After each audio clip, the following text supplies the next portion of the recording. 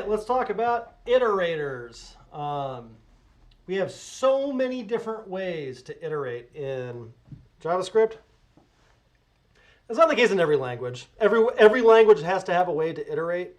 Go only has two. It's for and while. That's it. In JavaScript, though, we have tons. So what are the different ways that you know of to do something a bunch of times in JavaScript? Shout them out. .map. .map. For each. For each. Reduce. Reduce, yeah. Reduce. What else? Filter. Filter. What else? Find. Find. What else? Flat. So what was that? Flat. Flat. Flat. Yeah. For of. Does that iterate? Yeah, I guess it sort of iterates. For of.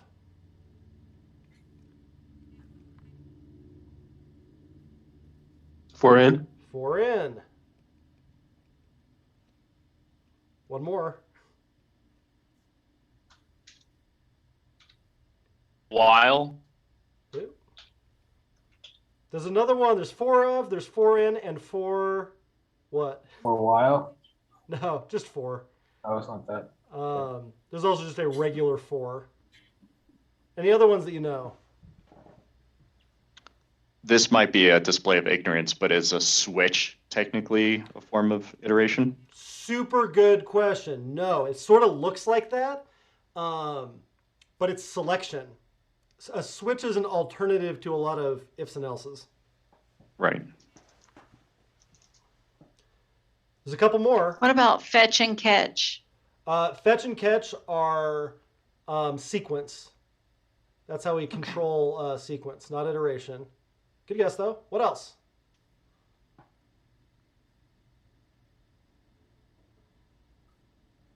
There's one called do while. Almost never use that one. There is... I just learned about this yesterday. There's one called async for. Tons and tons and tons of different ways to do this. And all of them do effectively the same thing. Take some collection and do something to like everything in that collection, or at least give you an opportunity to do something to everything in that collection. So let's put these in some groups. All of these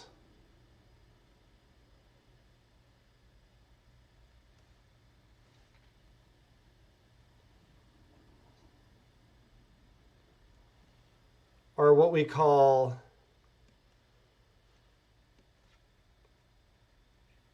imperative loops. They tell the computer how we iterate over something.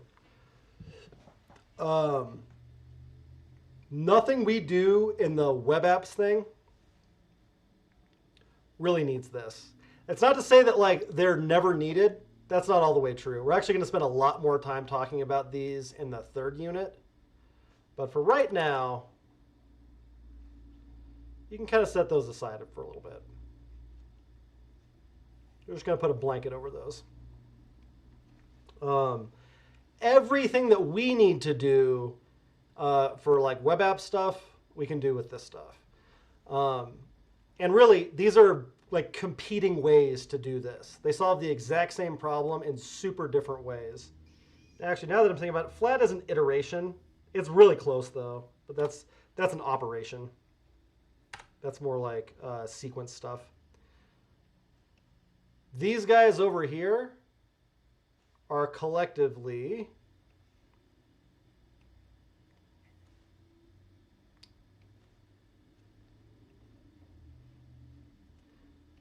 declarative loops. Solve the same kinds of things, but imperative stuff tells the computer how to iterate over something. Declarative loops say what we want. So when we map over something, we're saying, I want to transform every item in this array. You can also write all of that out with any of these loops. But you're telling the computer what to do. You're not saying what you want. And so you can kind of think of all these declarative ones as like pre-configured imperative loops. I'll give you an example.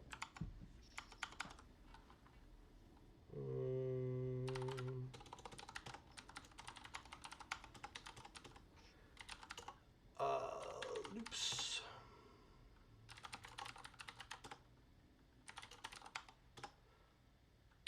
All right, so if let's say I do that double example from mapping.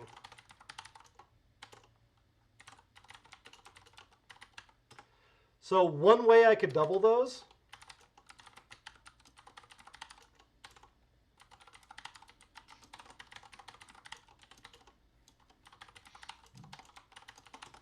like that. I could also do let number of numbers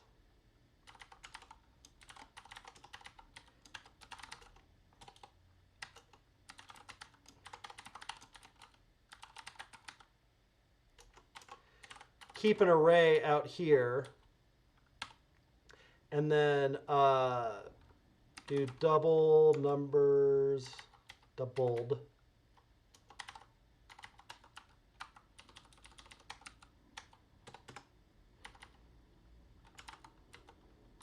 Numbers. Come on, dude. Doubled numbers imperative dot push number times 2. This and this are the exact same thing. This is imperative. This is declarative. This is describing the transformation that I want to take place. This is very manually telling the computer how to do that transformation. It's a weird distinction. Like, it takes a long time to wrap your head around. Like more abstractly what the difference between declarative and imperative is. But that's an example of like what something looks like with a for loop versus doing something with like an applicative function. Questions about this so far? Just the difference between those two approaches.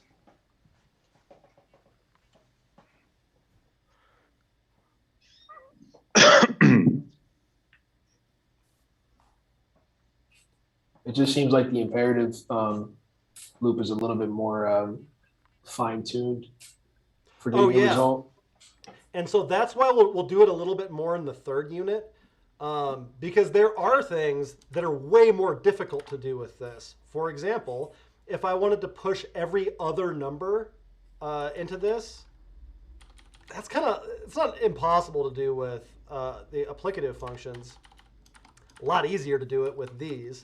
So if we did something like for index in number, we could say like if index modulo 3 is 0,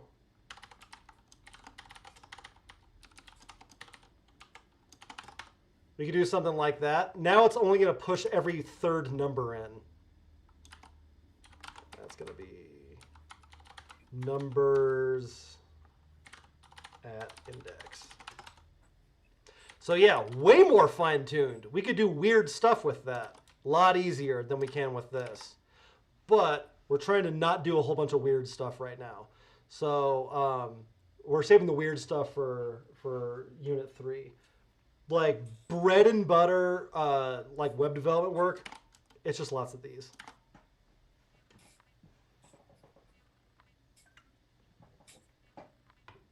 Now, why I imagine so many of you asked about this is that even with just the declarative ways to do this,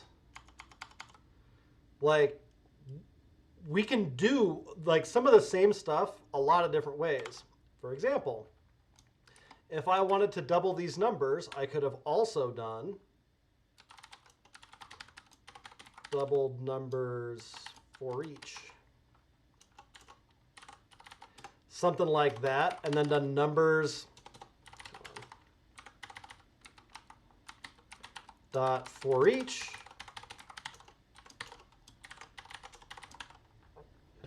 doubled numbers dot push number times 2. That does the exact same thing. And hey, it starts to look a lot more like what this one looked like.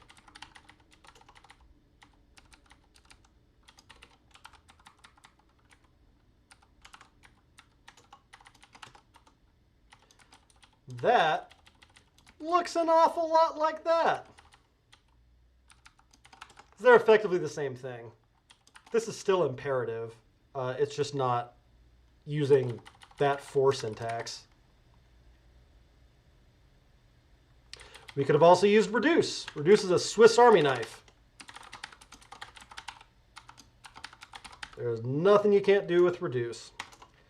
So that would be something like numbers.reduce. It's going to default to 0. It is going to take in a... No, it's going to start with an empty array. And it's going to take the number array and a number as arguments of this function. And what we're going to return is whatever the number array already is and the number times 2.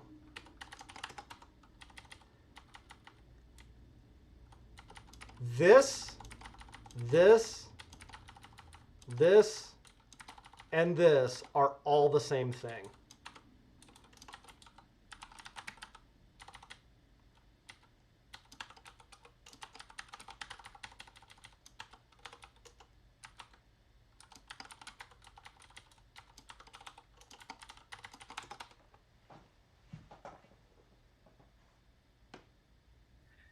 We could If also, they all do, oh, sorry. I'll show you one more.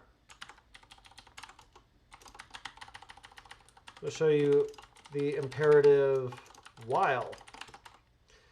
So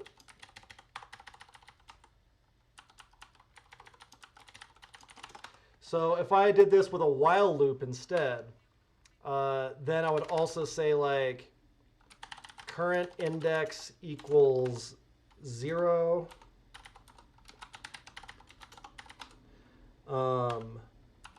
While current index is less than numbers dot length, then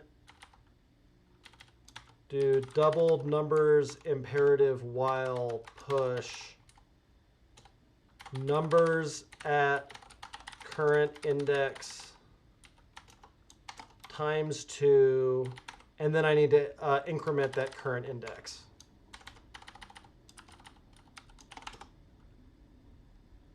Also does the exact same thing. All right, what was the question? Sorry, I was just going to say, if there's so many, if we can use all of these to get the same result, how do we end up dictating which one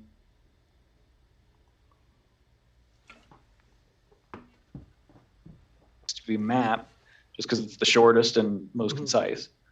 So the criteria that you should be using to determine which of these things isn't necessarily how long it is, although that's a pretty good hint. The real advantage of map over all of the other ones in this situation is that it describes what you're trying to do in a way that this doesn't. Especially since we could have taken that double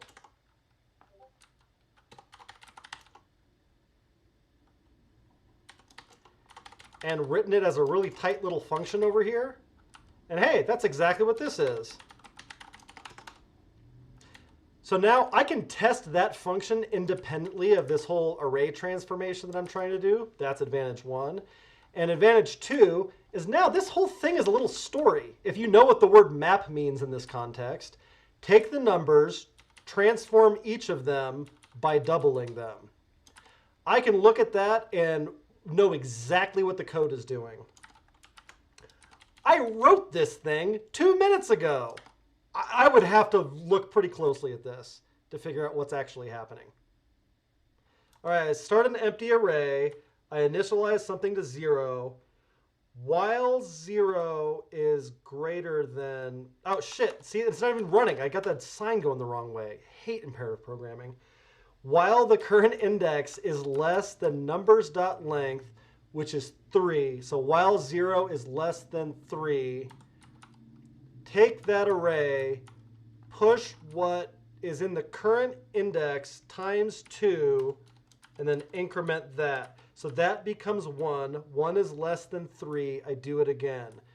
I do 2. 2 is less than 3, so I do it again. I increment it. It's 3. 3 isn't less than 3, so I'm done. That's a lot of like mental effort sorting through that. Whereas that describes exactly what's happening in like a very semantic, useful way. And that's why we have so many of these things. Map,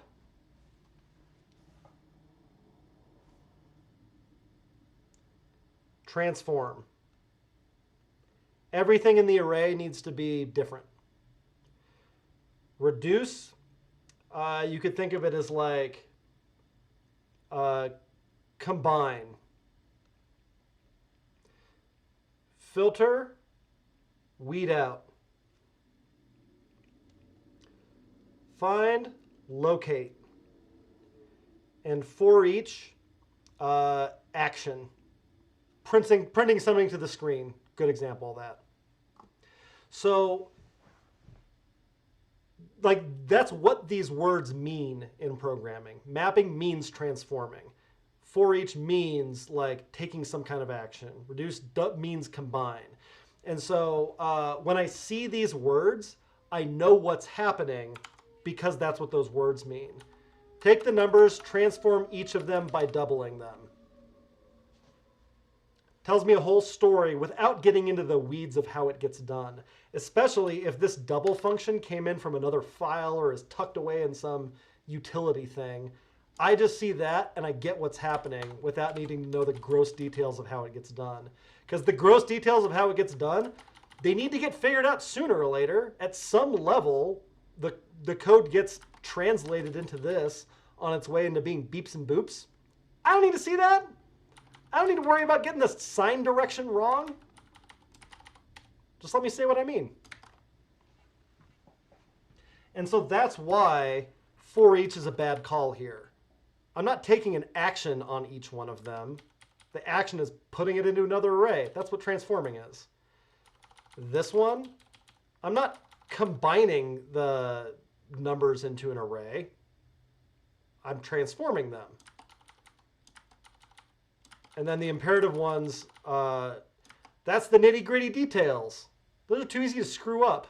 I don't want to do that. And they're hard to read. They're hard for the next developer to figure out what I was trying to do. They're hard for me to figure out 5 minutes later what I was trying to do. That's the criteria you use to determine which iterator to use.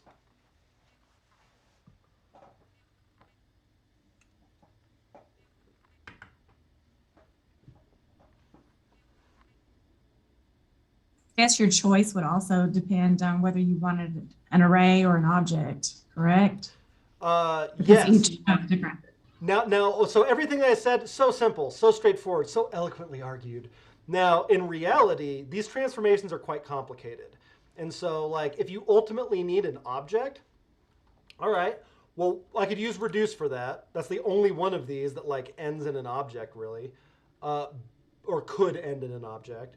But once it's an object, now I can't for each over it anymore. Now I can't map over it anymore. I can't find. Like, I can only do those things with arrays. So part of what's difficult about using these is figuring out which transformations in which order to do. So you go like, all right, I know it ultimately needs to be an object, so sooner or later it's getting reduced. what other transformations need to happen there? All right, well, I start with too much data, so let's just get rid of some of that. So I filter it. And then once I've filtered that out, well, there's actually two things that I need to filter by. And so you put another filter in there. And then I map through one thing, and then I maybe map it again. Or like part of that map was figuring out if I add an over 18 property to it. All right, well, once I've done that, I want to filter out everybody who wasn't over 18. And then I want to build a new object with that. So you can reasonably do these in a lot of different orders and get the exact same result. Some of them are more efficient than others. Some of them describe your intention a little bit better than others. But like this is where the complexity in this starts happening, is like how you figure out how to break this into smaller steps. But just about every single data transformation problem can like fundamentally be done with combinations of these.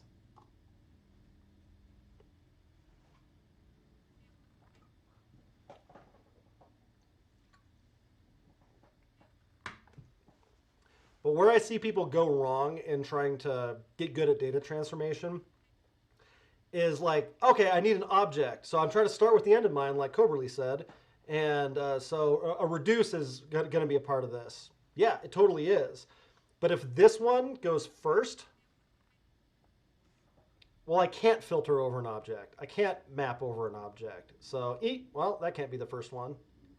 And this also gets complicated because the function inside of here can also filter and map and whatever else. So like, I mean, this is data engineering. Like, it's a very difficult discipline. The data transformations we're going to do in this program aren't a whole lot harder than what you've been doing already. Like Beyonce, that's a pretty good level set for what a regular old web developer is expected to be able to just like pull out of their back pocket. The more complicated ones, so like back to the LMS.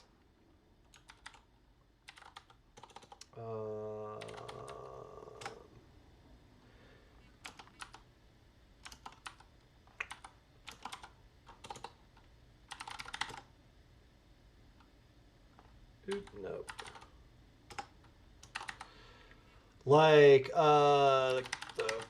this is probably where I do the most of these. So there's more than just the ones that you know, like count by and group by, and head gets the first element of an array and returns it back. So there's like even more of these. And then a lot of what I do is just really complicated chains of these. Like most senior and principal web developers couldn't do a lot of this. Before I was a developer, I was a data guy. And so like that is a skill that I try to use wherever I can, because all of this in imperative code would be like 1,000 lines of buggy bullshit that like nobody could get right. Or this one. This is another one of those very complicated chains. Like, it's going to be a long time before like you've got that stuff down. But the good news is you really don't need to do this stuff that much. And it is perfectly reasonable to have somebody else on the team who like more specializes in these kinds of pipelines. What you do mostly is map, filter, reduce, find for each. That's your bread and butter.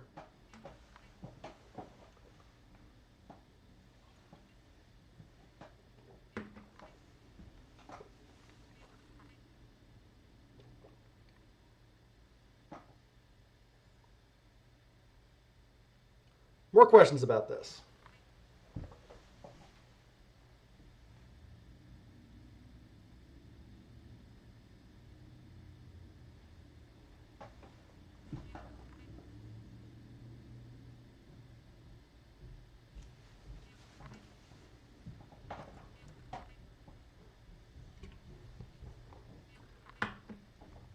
So let's talk about a couple variations on this. Actually, I just want to talk about variations with reduce, but I do want to go over each of these one more time just to make it clear. So if I have an array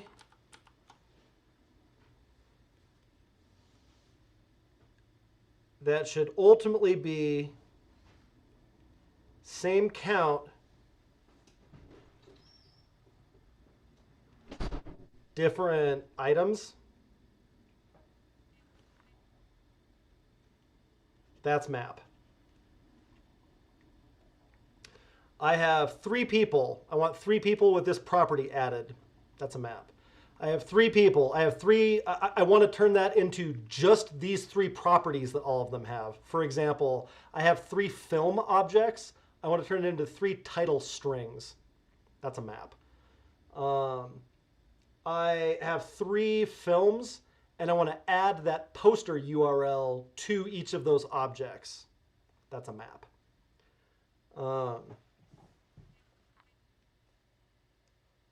I have an array, and I want the same or fewer count.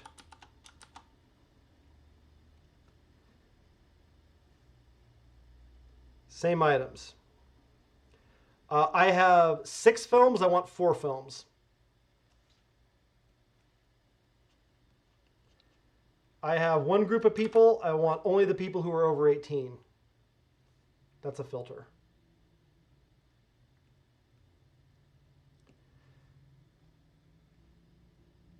I have an array. I want to find a match. Unsurprisingly, that's find. I want to find the film object that has the title Star Wars. I want the film object that has the title A New Hope. I want the film object that has a release year of 1977. Some criteria. That's fine. It's very similar to filter. These kind of go hand in hand. Filter finds every match. Find finds the first match. So find generally doesn't return an array unless the thing that it found was an array, which would be unusual. Filter always returns an array. So that's another dimension on this. Map always returns an array. Filter always returns an array. Find finds whatever the match was. Could be anything.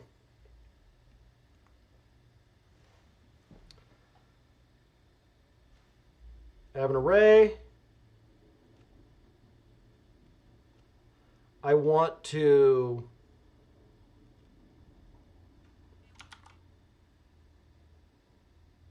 build something new with it.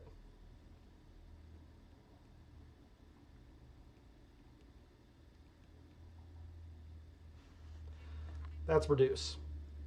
I want to sum some numbers. I want to make a new array that really isn't any of these things. It has a different count, so it's not a map. I also want to do a transformation in there, and for whatever reason, I don't want to map then filter or filter then map. It's just more complicated than that. All right? Well, you could build a new array with reduce.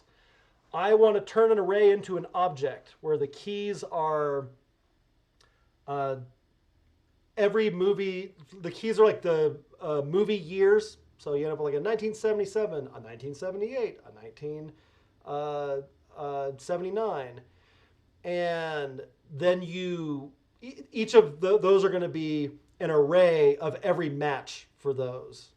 Something complicated like that. Well, we could build that object with reduce. I want to keep a tally of every time something occurs. That's a reduce.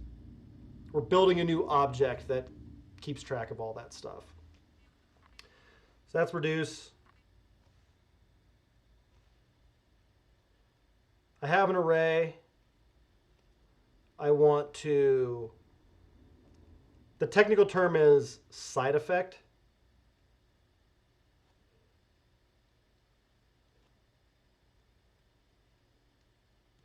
from your standpoint, putting something on the screen. So either console logging, appending something to a div, something that like affects something outside of just that little function that you pass in.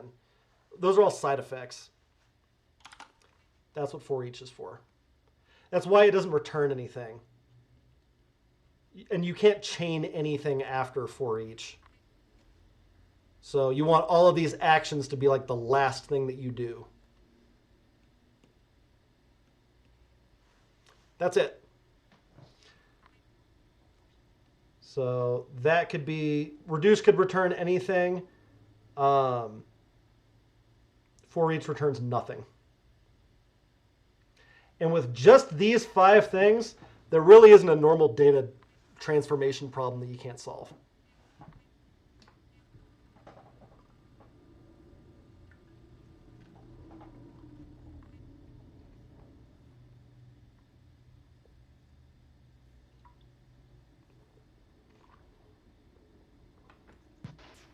If you just wanted to convert an array into a object, could you do that with reduce? Yes, absolutely could.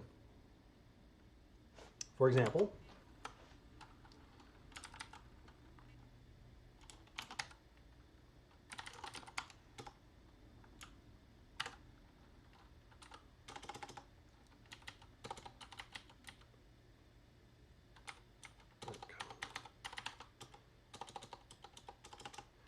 okay, so I have an array of objects.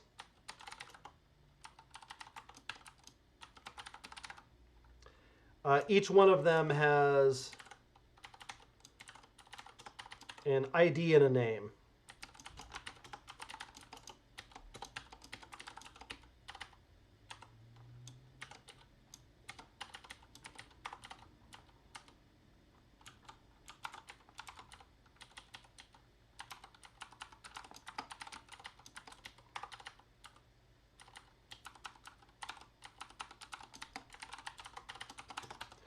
So I want to turn this into something that looks like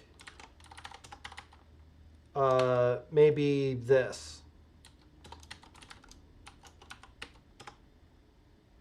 Or I'll do it the other way.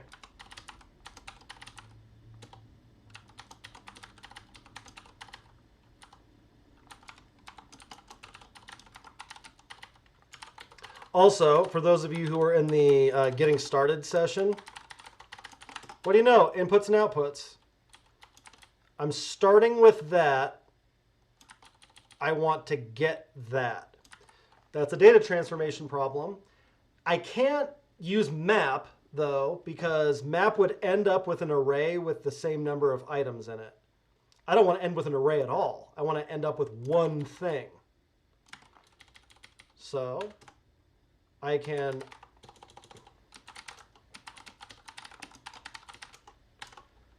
do array of objects dot reduce.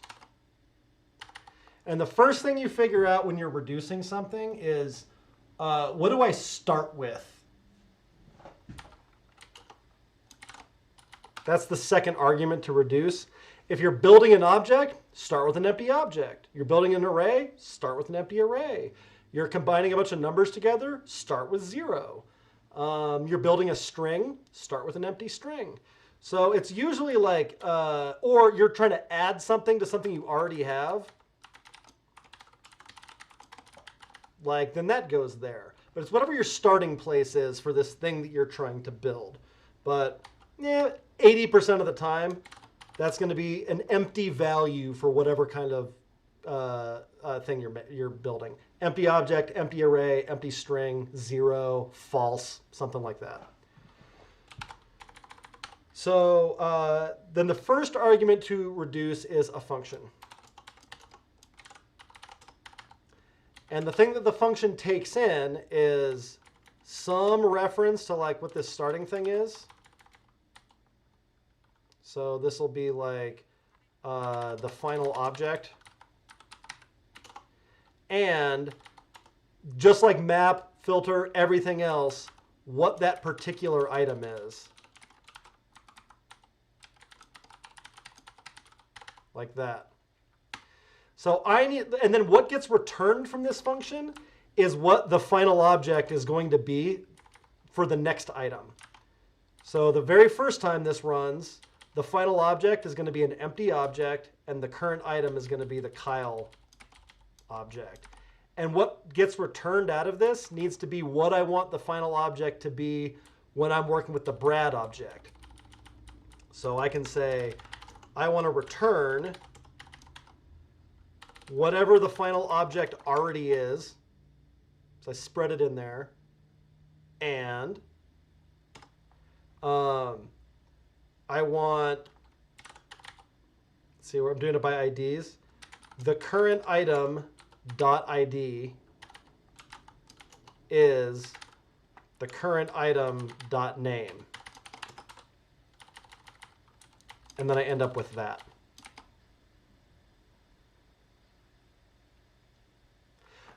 I'm going to draw that one out longhand. Everybody has a hard time with reduce. It's the hardest one. It does the most. It's the coolest. Also the most complicated.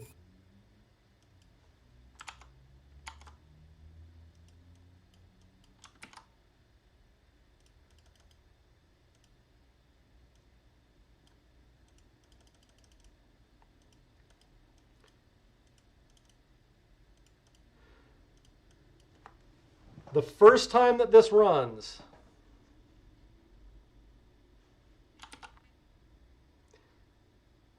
come on, man. That's an empty object. This is the Kyle object. So I spread the final object, which is nothing, so this doesn't do anything. The current item.id is the Kyle object, so that becomes 1. The current item.name is the string Kyle. Cool. So that means that this object that got returned becomes an object with a key of 1 and the string Kyle. And then this becomes the Brad object. So I return a new object that spreads what that is. So I end up with the exact same one.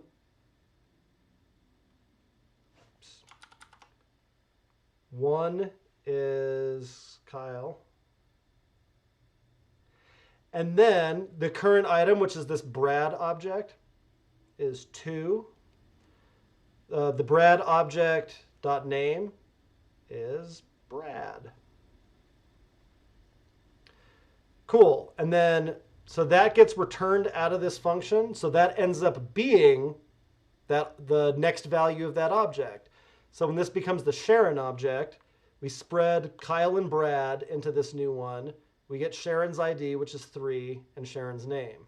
And then, so that's the end of the object. So our final result is all that. Questions? The reason that you put it in brackets for the current ID is because it's a key, or because it's a variable key.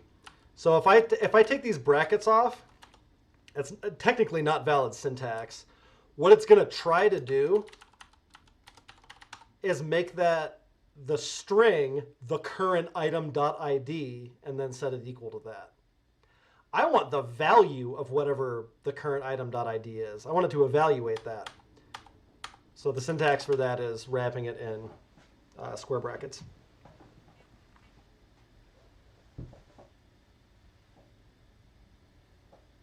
You won't have to put a for each in there to make it go through the entire list.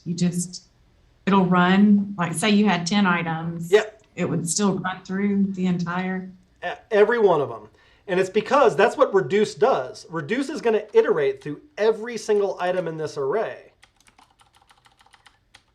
But it has knowledge of what the previous runs were because we keep returning some part of what we had before every time. And so we're gradually building this new object. But since there's 3 items in this array, reduce runs 3 times. If there was 4, it runs 4 times. And this spread right here is why it keeps gradually building into something new. If I was doing that instead with like a sum,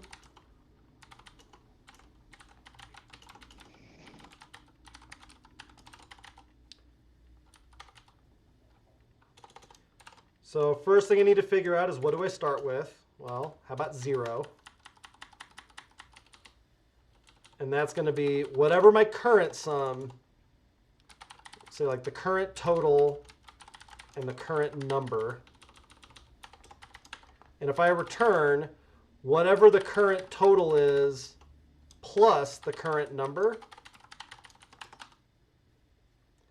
then it starts as 0 plus 1, and then current total is 1. And then it's 1 plus 2, so then current total is 3. And then it's 3 plus 3, and so that's the last one, so sum ends up being 6.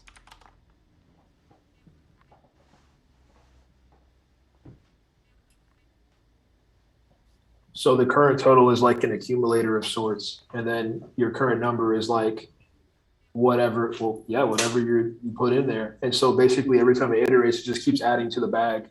Bingo! And then at the end, you get your new object. That makes sense. In fact, so this type of function is called a reducer. Generically speaking, if we take a look at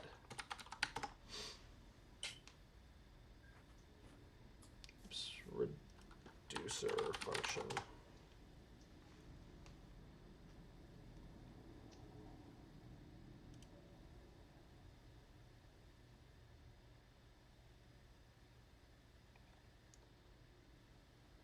So this like previous value, current value, like people will call just this the accumulator.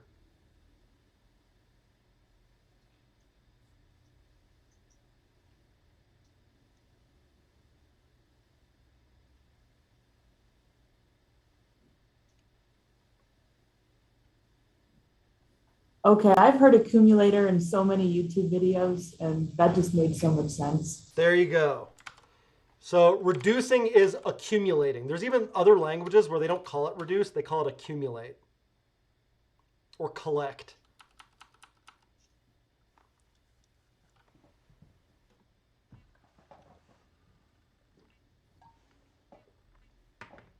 You may have even seen people write it like ACC and cur. That's the kind of thing that's against the rules because we don't write shitty programmer abbreviations. But like that's how math people write that. And then the cases for both of these reduce functions that we have in front of us, these parameters could be called anything. You could call the final Absolutely. object whatever you wanted. Totally. So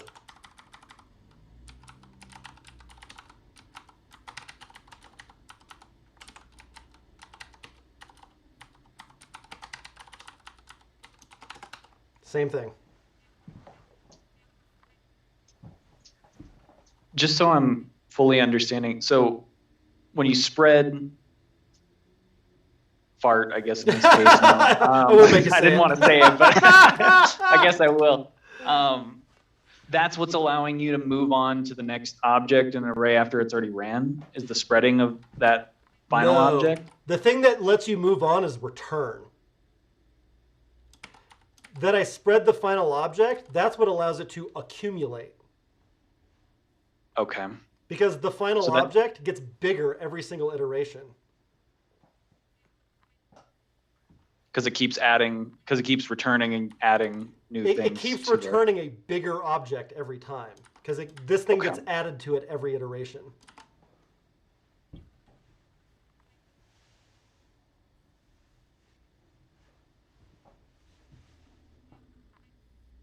So when you name this the final object in the current item, Yeah. that wouldn't be something you would actually name an actual project. So Nope. using this as an example, can you show maybe like what you would name this potentially as your final object and stuff? Totally.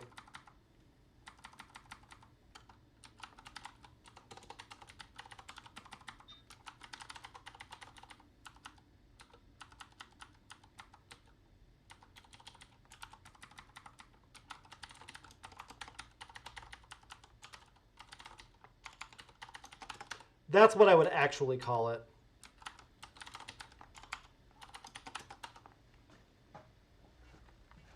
Okay, that makes sense. That makes way more sense now. Nice. I'm glad. Any other ways anybody wants me to show it? Happy to. Reducing in particular is a weird, heady concept.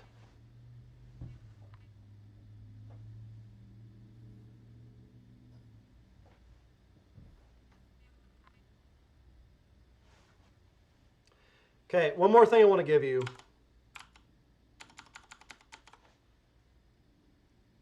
I think it helps to know the names of these functions. I don't know that everybody agrees with me on that, but the function that you pass into a map, filter, find, reduce, and for each, they all have different names based on what they return. So a map, the function is called a transform. A transform takes in one thing and returns something else potentially based on that. It's technically not required that it be based on that, but I don't know why on earth you would do that otherwise. But so function that takes something in, returns something else based on that is called a transform. That sort of makes sense. So when we're mapping, we're applying a transform to every item on that array. Filter and find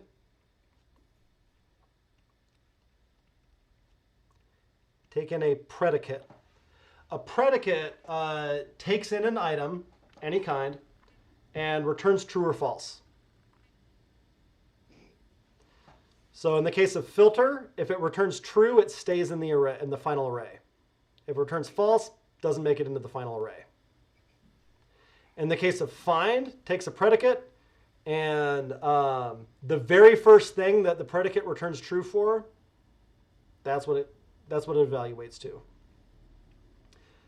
Reduce takes in a reducer. That's the complicated one. It takes in some value and some item, and then returns something based on those two. Some new accumulated value. And then this is just a function.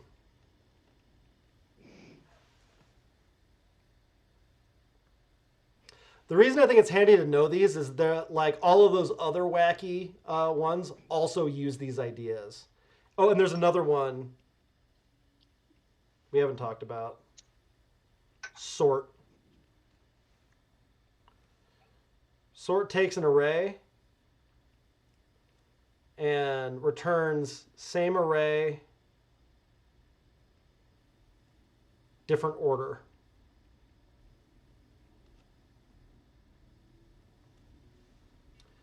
And the function that you pass into that is called a comparator. A comparator takes in some item and returns 1, 0, or -1. Sorry, it takes in two items and compares them. It returns 0 if they're exactly the same. It returns 1 if the first one's bigger, larger, more important, should be earlier.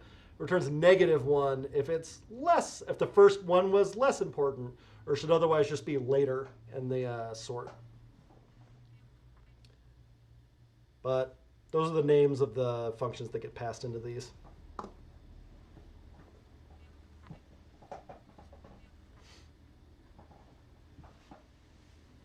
And those are math terms, by the way. So if you did calculus in high school, you might have seen these before. It's the same thing. In fact, like all of this stuff is the super advanced math shit from college that you didn't get into because like me, you like could not get past algebra. And you're like, I do not understand what a logarithm is. I understand y equals mx plus b. I just don't understand any of this other shit. When you get past all of that, you get to the cool stuff, which like is a lot more useful. And I don't know. This is some of that.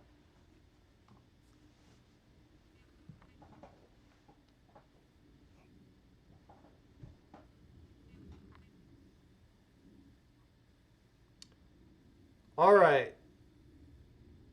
Before we move on to APIs and fetch and promises and what have you, more questions about figuring out when to use which iterator.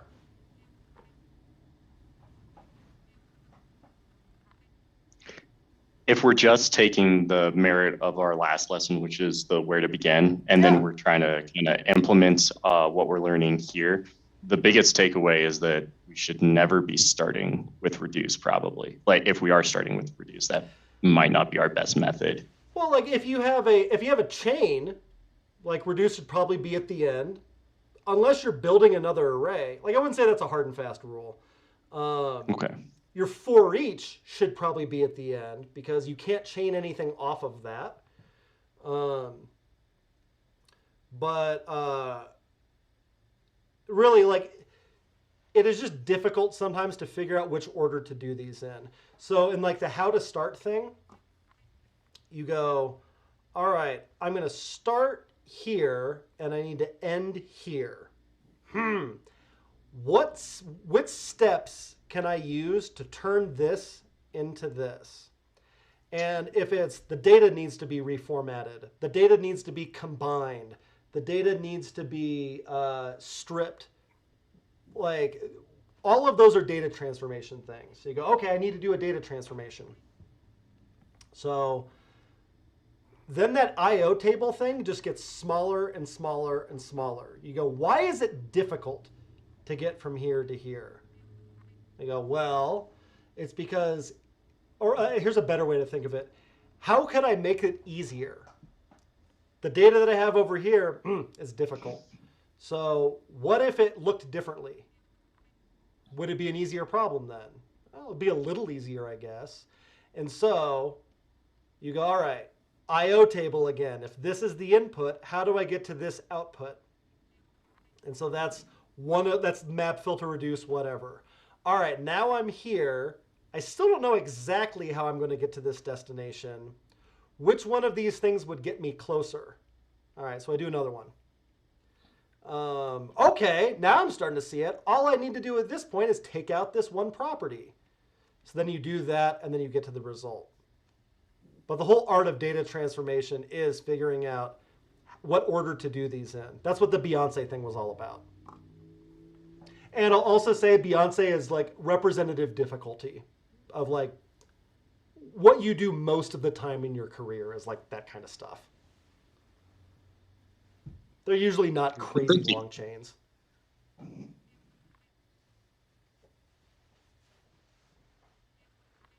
But yeah, turning each of these into another IO table. Like when I'm really lost on a data transformation and just don't know how to move forward, that's what I'll do. What do I have? What do I have at this point in the chain? What do I want to have at the end of it? Which one of these different tools do I have that will get me there?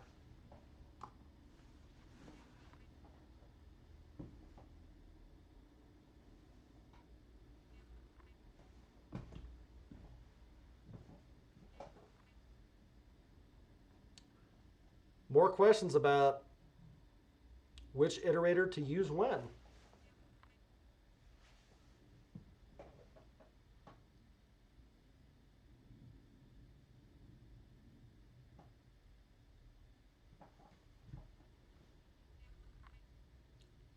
All right, hope this helps. All right, I'm going to throw